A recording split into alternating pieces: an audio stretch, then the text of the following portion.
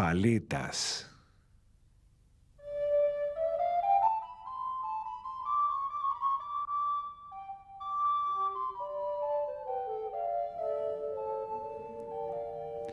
Un paisaje ondulado, bordeado de colinas boscosas.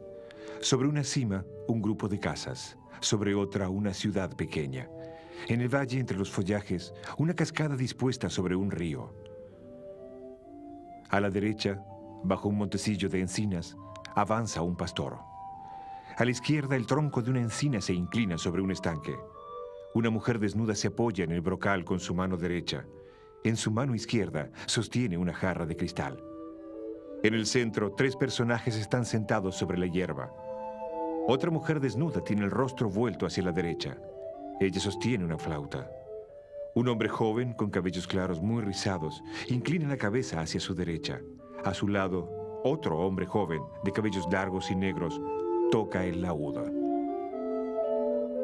Recuerdo de Arcadia. El concierto campestre. Tiziano Vecellio.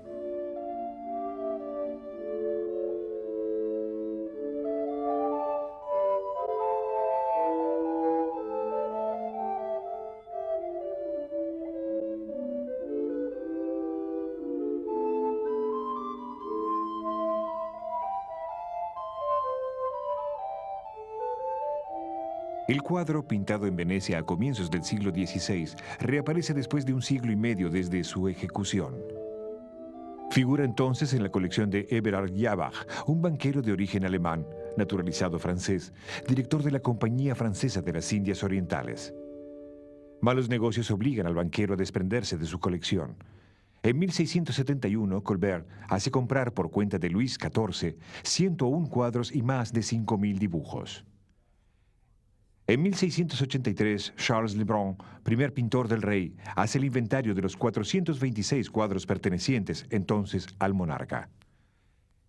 El concierto campestre figura allí bajo el número 205 con el título de Pastoral y atribuido a Giorgione.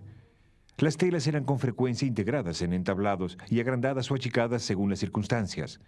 Ubicado en los departamentos del Gran Delfín, en Versailles, el concierto campestre decora el Salón Dorado entre un Rafael y un Tiziano. A la muerte de Luis XIV, la tela es trasladada a París, al hotel particular del duque de Antin, hijo de Madame de Montespan. Vuelve a Versailles en 1736. Es llevado a depósito a las reservas de la superintendencia del castillo. En 1792 es enviado al Louvre. Sigue siendo atribuido a Giorgione, pero desde entonces bajo el título Concierto Campestre. El cuadro debía medir alrededor de 1,05 m por 1,36 m. En 1683 mide 1,30 m por 1,46 m. En 1709, 1,21 m por 1,69 m. Fue reducido después. Hoy es exhibido bajo un vidrio de protección antirreflejos y con un marco estilo renacimiento italiano que oculta las huellas de estos agrandamientos arriba y a la derecha. El concierto campestre es uno de los cuadros más célebres del Louvre. Hoy en día es atribuido a Tiziano. Es uno de los ejemplos más asombrosos del cambio de atribución de un gran maestro a otro.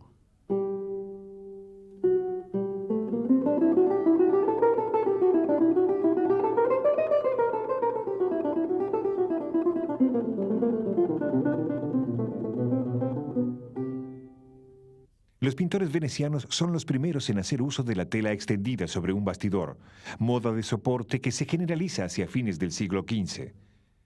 La tela era preparada con ayuda de yeso, enduido blanco compuesto de yeso en polvo mezclado con cola animal. Esta capa estaba coloreada en marrón o en marrón rojizo, de modo de obtener una superficie neutra, la imprimatura. Sobre la imprimatura era trazado un bosquejo, muy a menudo a pincel, con ayuda de un pigmento más oscuro.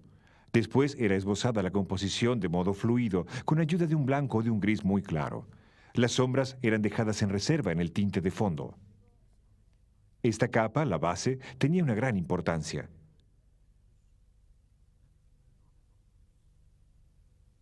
Cuando la base estaba bien seca, el pintor aplicaba sobre ciertas superficies delgadas capas de pigmentos puros muy diluidos al óleo y transparentes.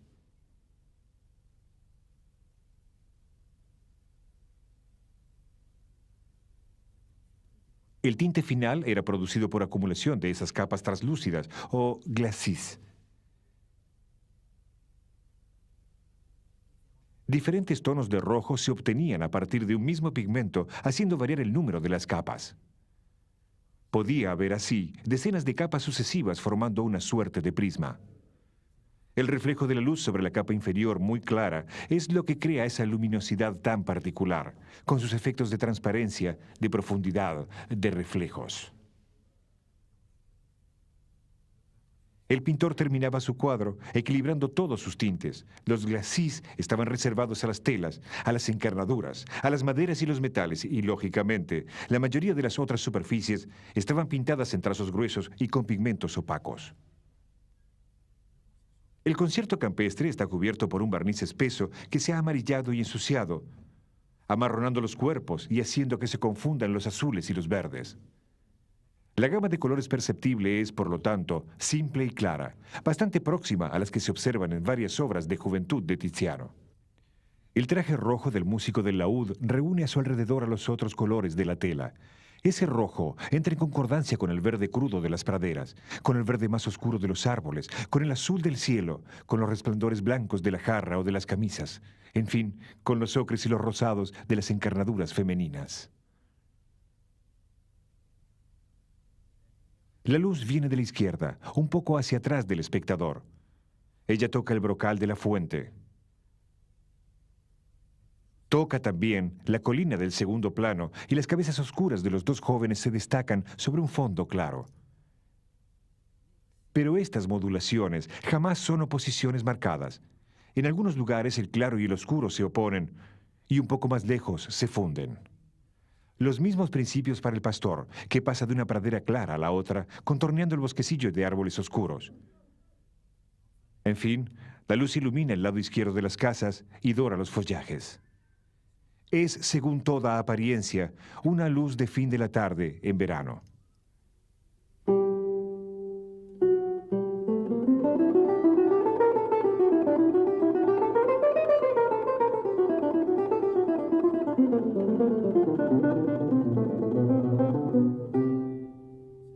Si el concierto campestre ha sido por largo tiempo atribuido a Giorgione, es porque presentaba múltiples afinidades con otras obras del pintor veneciano.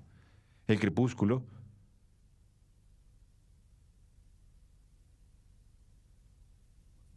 Los Tres Filósofos,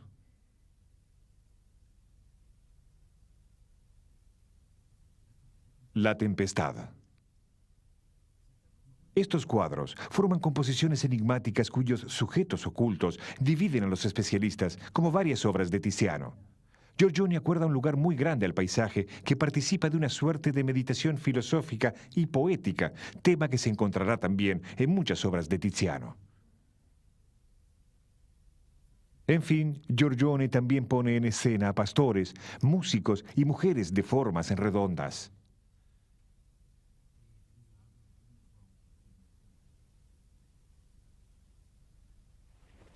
Giorgione y Tiziano colaboran en 1508 en los frescos de la fachada de los almacenes de los Tedeschi, en Venecia. Giorgione tiene 31 años, Tiziano unos 20. Giorgione muere en 1510, sin duda, durante una epidemia de peste. Quizá como lo quiere una tradición, Tiziano termina algunas telas dejadas en el atelier. Pero varios cuadros, por mucho tiempo atribuidos a Giorgione, fueron finalmente devueltos al joven Tiziano por la mayoría de los historiadores. Susanna y Daniel, La Virgen y el Niño con San Antonio y San Roque, El Concierto. El caso de la Venus dormida es más complejo. La roca y la silueta de la mujer serían tal vez de Giorgione. Se sabe por testigos que antes de 1525, Tiziano pintó un pequeño Cupido, hoy en día recubierto, y un paisaje. Tiziano reutiliza este mismo paisaje en Noli me tangere.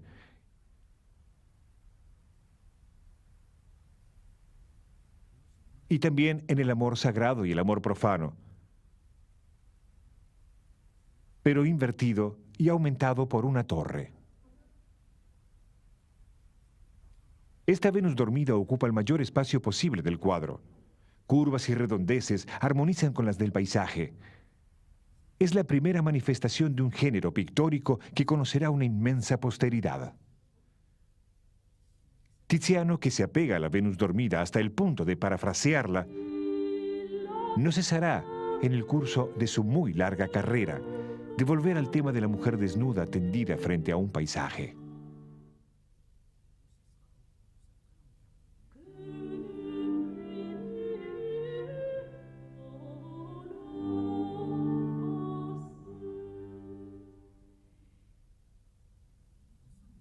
Desde 1919, Louis Houtique ha acumulado un cierto número de indicios en favor de una atribución a Tiziano del concierto campestre. Un dibujo del Museo Británico muestra a una pareja de músicos. En la silueta de la mujer se reconoce a la flautista del cuadro. Se ha observado que la mujer no estaba dibujada con la misma tinta. ¿Se trata tal vez de un dibujo preparatorio de Giorgione conservado por Tiziano y completado por él?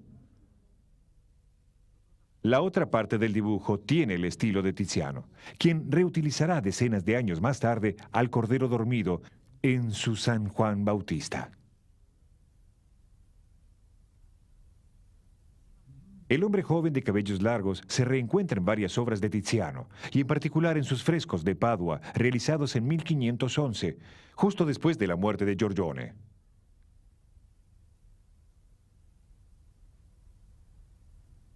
También el ejecutante de laúd, del cual se encuentra otra figura en el mismo fresco y cuyo perfil Tiziano tomará para el pastor de la alegoría de la vida humana, como para un personaje de Suzanne y Daniel.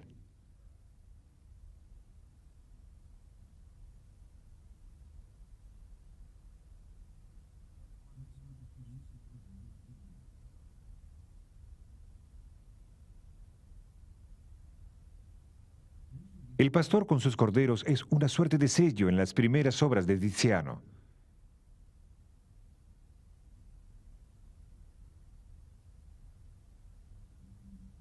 Noli me tangere. El amor sagrado y el amor profano.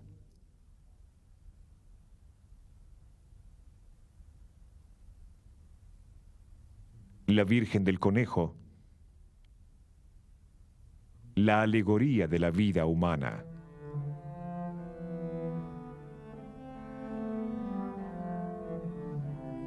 La organización del espacio en el concierto campestre por planos separados es muy parecido al que se observa en las otras obras del joven Tiziano, como La alegoría de la vida humana o en Noli me tangere.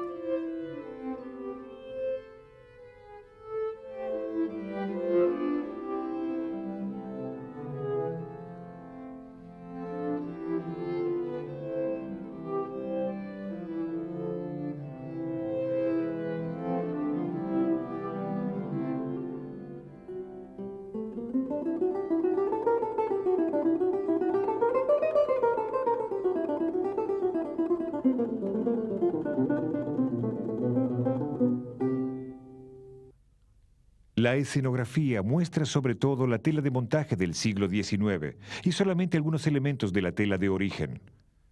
La densidad de la pintura es débil. El cuadro ha sido, pues, compuesto con ayuda de glacis coloreados muy delgados. Pero sobre la parte izquierda de la tela, el espesor del pigmento es más importante. La silueta de la mujer de pie cubre una primera versión muy diferente. En su origen, la mujer era vista de frente, las piernas paralelas, el rostro vuelto hacia el grupo central y el brazo izquierdo alzado hacia el grupo.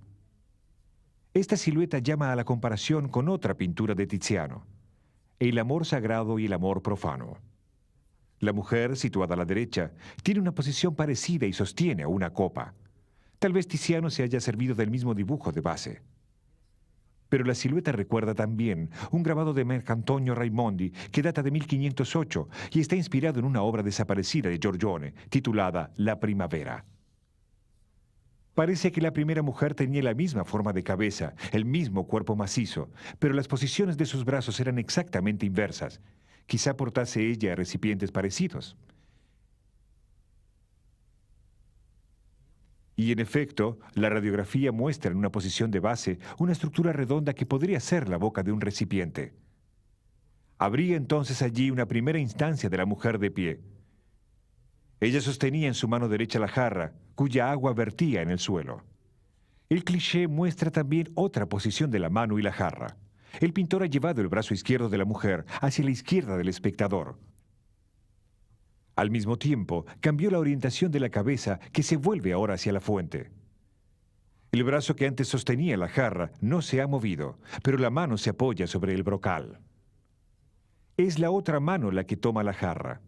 Esta primera posición bastante profunda junto al pozo sin duda no satisfizo al pintor.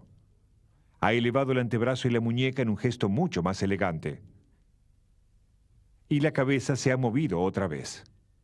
A la torsión del busto corresponde una torsión inversa de los miembros inferiores. La pierna izquierda de la mujer ha pasado detrás de la derecha. Una parte de estas modificaciones puede advertirse en simples fotografías infrarrojas. La huella de la pierna izquierda original es visible en la hierba y en el borde del ropaje del ejecutante del laúd.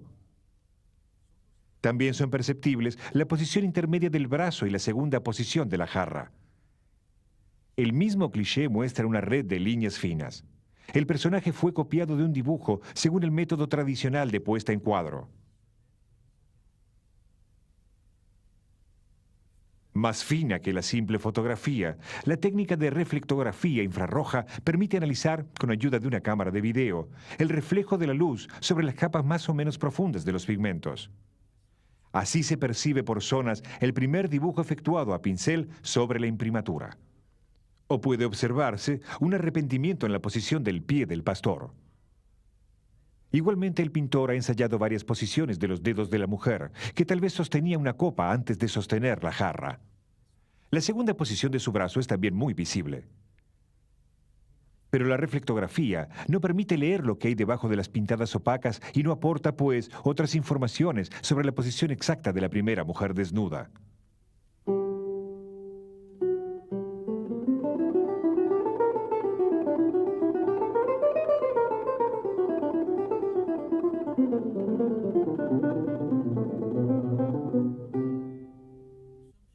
Estamos en las alturas. El sol se pone a la izquierda detrás de nosotros. Hay montañas al oeste y enfrente, al este, tal vez el mar. El paisaje representado es seguramente de una región interior del país veneciano. Tal vez la región de Treviso, cuyos valles frescos eran muy frecuentados en verano por los venecianos. El joven de cabellos rizados está descalzo. Viste una camisa simple y un chaleco de cuero. Sin duda es un pastor o un campesino.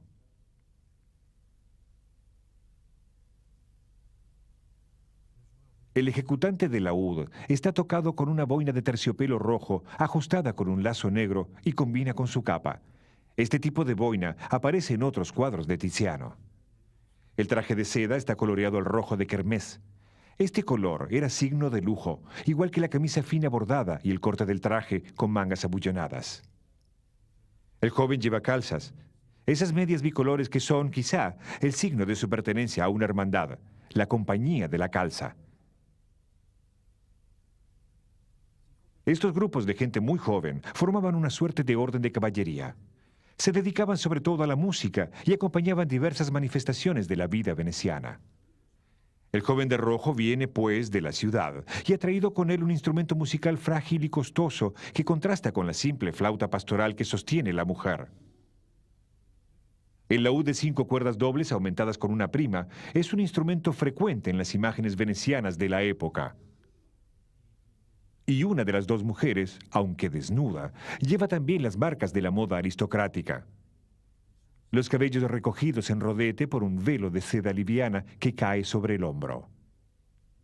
Pero ¿por qué mujeres desnudas se desplazan por el campo junto a hombres vestidos que parecen ignorarlas? ¿Por qué la flautista está desnuda y sentada en una posición tan desenvuelta? ¿Qué hace la otra mujer de prestancia más noble? ¿Acaba ella de extraer agua o se apresta a verterla en la fuente, lo que parecería absurdo?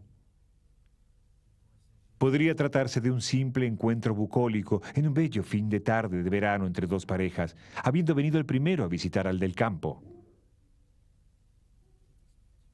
Esta explicación ha parecido siempre demasiado simple a los historiadores de arte, que han elaborado hipótesis más complejas.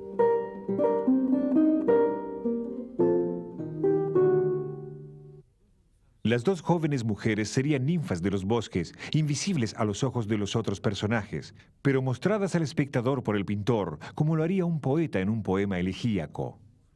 Eso explicaría el gesto de la mujer de la izquierda. Las ninfas de las aguas llenaban las fuentes.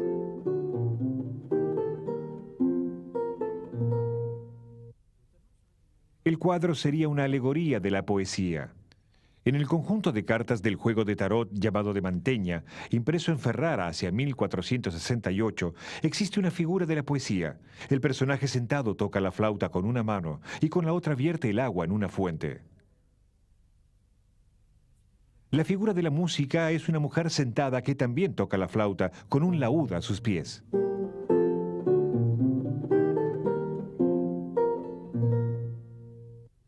La mujer de la fuente podría también recordar al signo del zodíaco Acuario, símbolo del tiempo que pasa y de la brevedad de los placeres.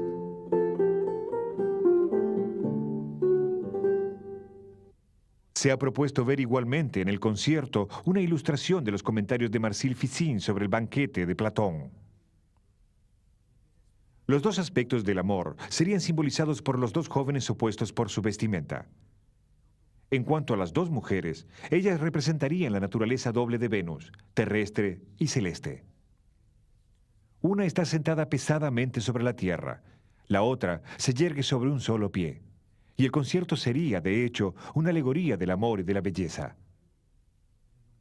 Numerosas imágenes astrológicas ponen en escena la doble naturaleza de Venus y de sus hijos, muy a menudo bajo forma de grupos de músicos y bañistas junto a una fuente. A comienzos del siglo XV, Venecia se vuelve la capital europea del libro impreso. Se editan los clásicos griegos y latinos y también algunos libros en italiano. Los manuscritos eran raros o de difícil acceso.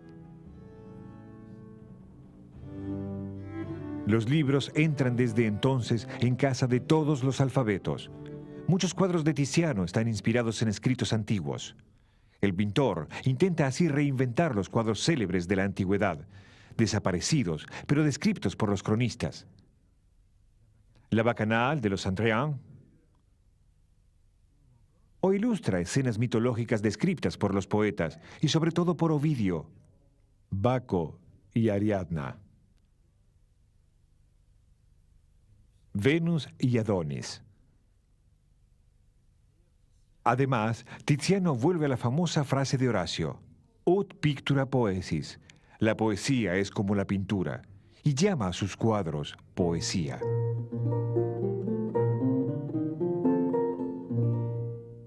Así, el concierto podría ilustrar la leyenda de Orfeo contada por Ovidio.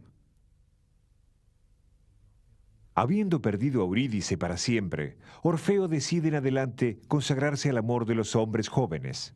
Un fragmento de la leyenda cuenta que Orfeo se enamora del joven Calais. Eso desata la cólera de las mujeres de Tracia, que lo matan. El cuadro podría también evocar el poema de Teócrito sobre la leyenda de Dafne, el pastor que habría inventado la poesía bucólica. Cegado por una ninfa a quien había jurado fidelidad, pasa su vida cantando sus lamentaciones.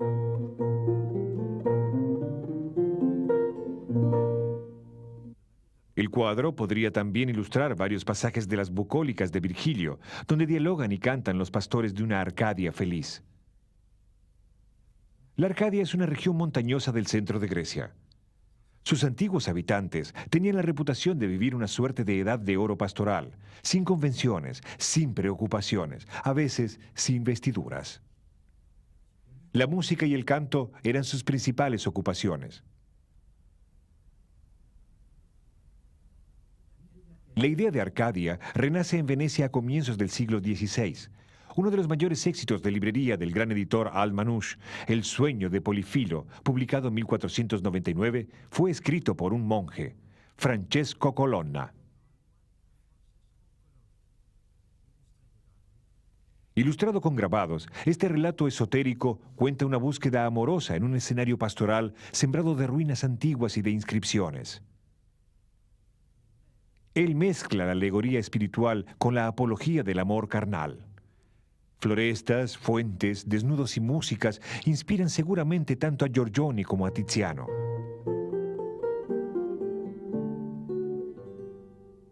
En la montaña, cerca de Treviso, los venecianos instalaron a Caterine Cornaro, la ex reina de Chipre. Le han construido una pequeña ciudad ideal, Asolo. En la corte se codean pintores, sabios, eruditos, poetas. El humanista veneciano Pietro Bembo, quien frecuenta a Giorgione y que será más tarde amigo de Tiziano, publica en 1505 Los Asolanos, las gentes de Asolo, una serie de discursos sobre el amor, de personajes alegóricos.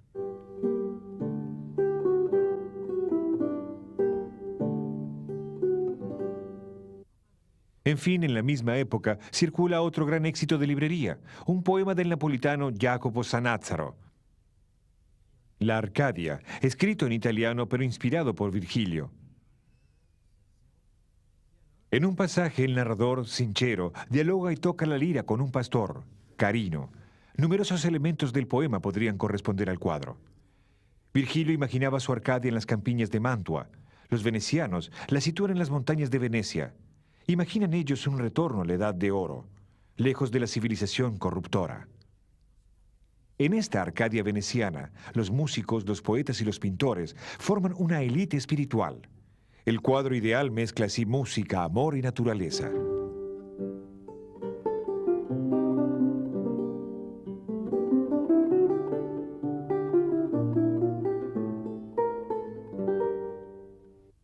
Laúd y flauta. Los dos instrumentos eran considerados como incompatibles. Tal vez estén presentes justamente para significar una oposición entre la flauta, macho, y el laúd, hembra. Cuerpos desnudos en la naturaleza, huecos y sombras modulan nuevas curiosidades, nuevas interrogaciones. Los pliegues y los nudos de los ropajes parecen hacer eco a los huecos y los pliegues de los cuerpos. La pintura traducirá desde entonces la dimensión erótica de la belleza. Si el cuerpo es tratado como un paisaje, el paisaje mismo es un cuerpo enamorado. Al borde de un dibujo atribuido a Giorgione, el ejecutante de viola, el artista ha dibujado un tronco de árbol con relieves femeninos.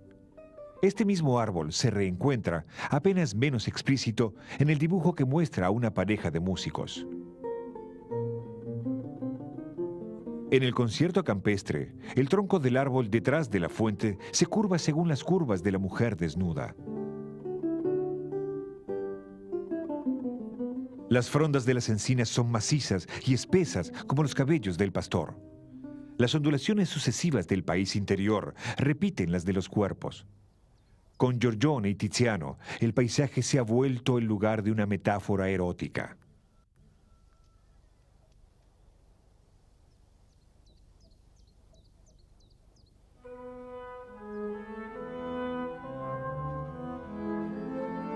Objeto de fascinación para los visitantes, el concierto campestre es también un cuadro mítico para los pintores. Y yo también en Arcadia, es la frase que los pastores y pastoras de Poussin descifran sobre el antiguo sarcófago. Las fiestas galantes de Watteau parecen jugar, pero esta vez en ropajes rococó, las mismas escenas de la Edad de Oro. En 1863, Manet da del concierto campestre la interpretación más célebre, El almuerzo sobre la hierba. Si las mujeres están desnudas, es porque se han desvestido y bañado. Una de ellas está en trance de lavarse. No hay más ninfas ni alusiones mitológicas. La mirada irónica sobre una Arcadia de picnic no impedirá a la imagen continuar obsesionando a los pintores. En su juventud, Cézanne ejecuta de memoria una acuarela recordando las grandes líneas del cuadro. El concierto campestre y el almuerzo sobre la hierba están en el origen de un pequeño cuadro, pastoral. Y durante toda su vida, el pintor vuelve con obstinación al tema de los bañistas y las bañistas en una naturaleza saturada de colores.